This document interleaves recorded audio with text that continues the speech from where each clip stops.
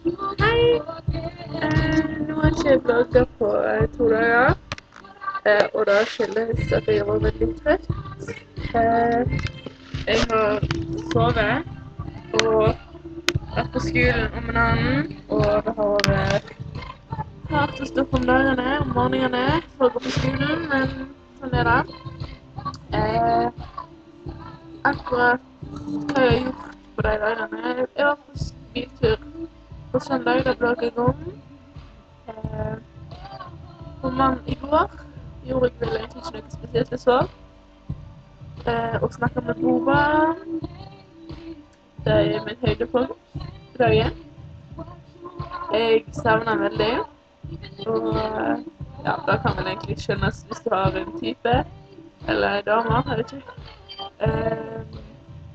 Det er veldig vanskelig å være vekke fra typen eller kjæresten sin da, så lenge. Nå er det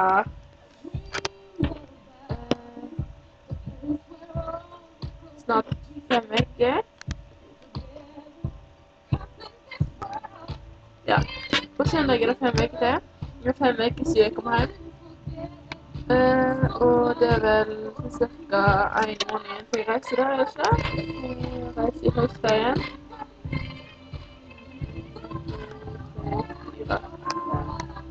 5 uker til jeg reiser da, så det blir 10 uker mellom at jeg ser den. Det er 2,5 måneder. Det er nok så hardt, men så ser jeg veldig frem til å se den veka jeg gjør det da. Det er bare en veka. Men vi skal ikke snakke om meg og Bova. Akkurat nå hører jeg på musikk, så dere sikkert hører. Jeg lastet også inn på de bildene mine fra bilturen vi var på, inn på harddisken min. Så skal jeg legge det inn på under her, kan jeg gjøre. Det var ganske koselig, og ja. Jeg tenkte jeg skulle bare avslutte her. Det var ikke noe mer spesielt jeg ville si. Hvis du lurer på noe, så er det bare å kommentere.